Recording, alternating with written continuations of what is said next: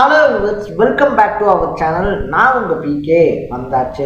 So நம்ம இன்னைக்கு இந்த வீடியோவில் எந்த விஷயத்தை பற்றி பேச போகிறோம், யாரை பற்றி பேச போகிறோம் அப்படின்னு சொல்லி கேட்டோம் அப்படின்னா, திடுதிப்புன்னு பாஜக இருக்கு இல்லையா, பாஜக கொடுத்திருந்த தேர்தல் பொறுப்பாளர் பதவி, அதாவது அந்த பொறுப்பு அப்படின்றது எனக்கு வேணாம் அப்படின்னு சொல்லிட்டு அதுலேருந்து விலகி அரசியல் களத்தை மீண்டும் ஒரு முறை பரபரப்புக்குள்ளாக்கி இருக்காரு அண்ணாமலை அப்படின்னு சொல்லலாம். ஸோ அண்ணாமலை அப்படின்னாலே அதிரடி அப்படின்னாலே அண்ணாமலை அப்படின்னு வந்துட்டு சொல்லிடலாம் அப்படின்னு சொல்லக்கூடிய அளவுக்கு வந்துட்டு பார்த்தோம் அப்படின்னா, அவர் மேல அவர் சார்ந்த கட்சி மேல வந்துட்டு எக்கச்சக்கமான விமர்சனங்கள் அப்படின்றது இருந்தாலும் கூட அவர் ஒரு கருத்தை, அதாவது அவருடைய இடத்துல இருந்து பார்க்கும்போது நான் இந்த கட்சியினுடைய கருத்தையும் கோட்பாட்டையும் வந்துட்டு அக்செப்ட் பண்ணிக்கிட்டேன்.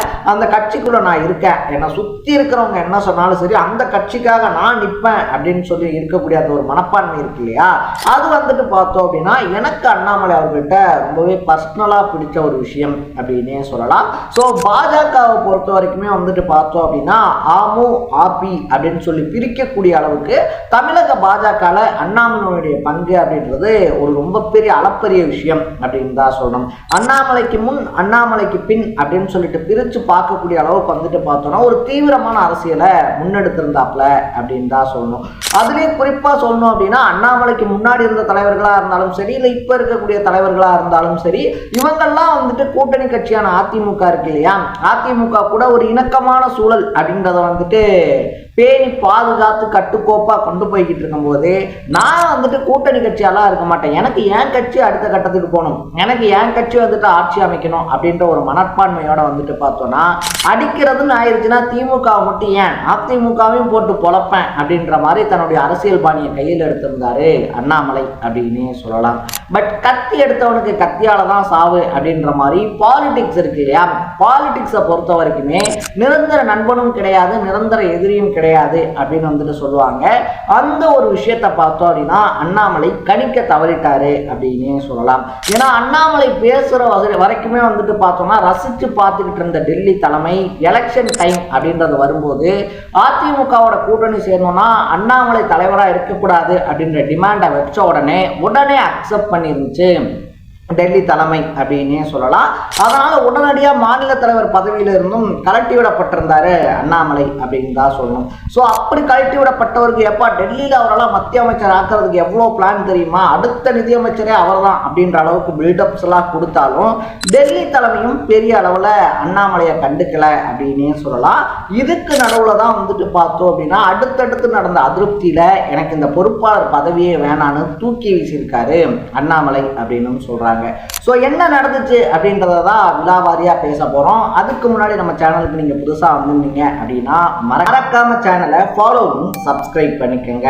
ஸோ ஃபர்ஸ்ட் ஆஃப் ஆல் வந்துட்டு பார்த்தோம் அப்படின்னா ஒட்டுமொத்த தமிழக மாநிலத்துக்கும் கட்சியினுடைய தலைவராக இருந்த அண்ணாமலைக்கு 6 தொகுதிகள் அப்படின்றது தான் பரப்புரை செய்யறதுக்காக ஒதுக்கப்படுது அப்படின்னே சொல்லலாம்.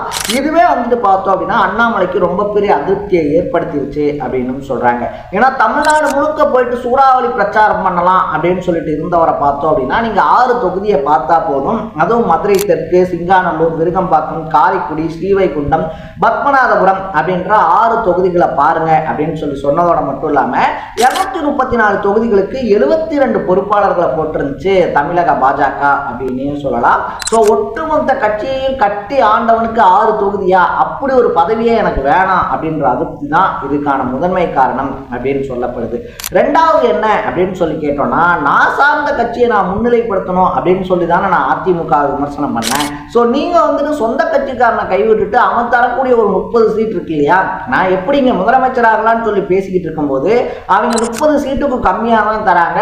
அப்படி தரக்கூடிய அந்த 30 சீட்டுக்காக ஒரு கூட்டணியை வச்சு அதுக்கு போயிட்டு நம்ம வேலை பார்க்கணுமா அப்படின்ற எண்ணமும் அண்ணாமலை கிட்ட அதிகமா இருக்கு அப்படின்னு சொல்றாங்க.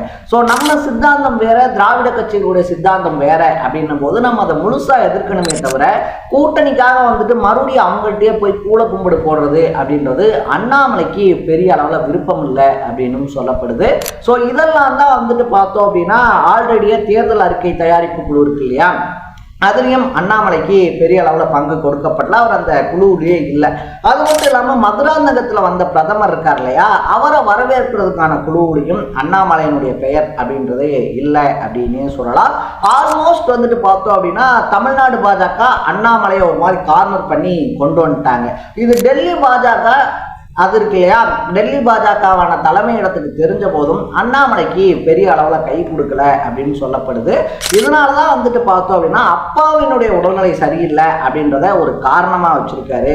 ஸோ அது வந்துட்டு பார்த்தோம் அப்படின்னா ஒரு சப்ப கட்டுறது இருக்கு இல்லையா, அப்பாவினுடைய உடல்நிலை சரியில்லை, நான் கூட இருந்து பார்த்துக்கணும் இந்த நேரத்தில் அப்படின்னு சொல்றது வந்து பார்த்தோம் அப்படின்னா அவர் சொல்லக்கூடிய காரணம் அப்படின்றது அக்செப்ட் தான். ஆனால் அந்த காரணத்துக்காக தான் இந்த பொறுப்பை கைவிடுறாரு அப்படின்றத ஏற்றுக்க முடியாதுன்றத கமலாலயத்தில் இருக்கக்கூடிய சீனியர்களே பார்த்தோம் அப்படின்னா ஒத்துக்கிறாங்க அப்படின்னு தான் சொல்லணும்.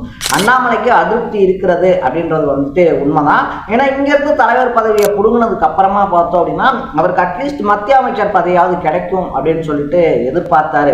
ஏன்னா இதுக்கு முன்னாடி இருந்த தமிழிசை சவுந்தரராஜன், அதுக்கப்புறமா பார்த்தோம் அப்படின்னா எல் முருகன், இந்த மாதிரியான ஆட்களுக்கே வந்துட்டு பார்த்தோம் அப்படின்னா டெல்லியில முக்கியத்துவம் அப்படின்றது கொடுக்கப்படும் போது அவங்களை விட 10 மடங்கு கட்சிக்காக உழைச்ச 10 மடங்கு கட்சிக்காக வேலை செஞ்ச அண்ணாமலை இருக்கார் இல்லையா, அண்ணாமலைக்கான அங்கீகாரம் டெல்லி பாஜக பெரிய அளவில் கொடுக்கல அப்படின்னு சொல்றாங்க.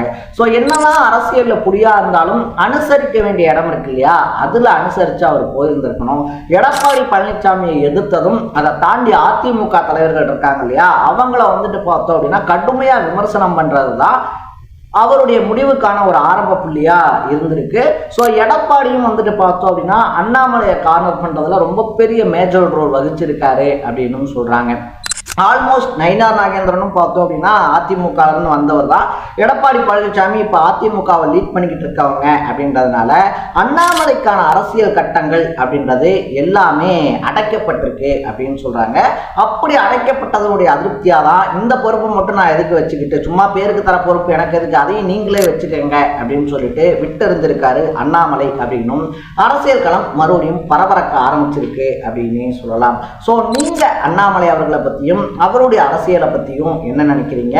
அண்ணாமலை இப்படி கார்னர் பண்ணப்படுறது அண்ணாமலைக்கு பாதிப்பா இல்லையா அப்படின்றத தாண்டி பாஜகவை இது எந்த அளவுக்கு பாதிக்கும் அப்படின்றதையும் கமெண்ட்ல போட்டு மறக்காம சேனலை ஃபாலோ பண்ணி சப்ஸ்கிரைப் பண்ணிக்கங்க. நாளைக்கு இதே மாதிரி இன்னொரு இன்ட்ரெஸ்டிங்கான வீடியோவோட சந்திக்கலாம். Bye by.